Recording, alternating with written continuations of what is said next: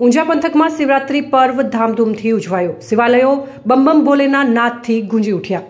ઊંઝા શહેર સહિત સમગ્ર પંથકમાં મહાશિવરાત્રીના પર્વથી શિવાલયોમાં ભવ્યાતિ ભવ્ય ઉજવણી કરવામાં આવી હતી।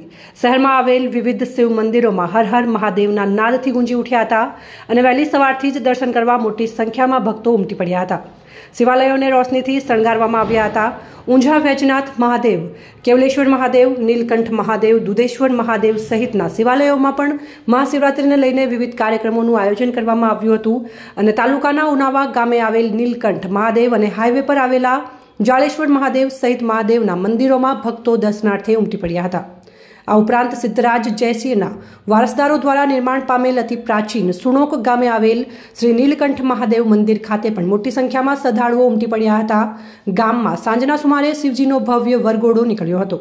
આ ઉપરાંત કાલેશ્વર મહાદેવ મંદિર ખાતેથી શોભાયાત્રા નીકળી હતી।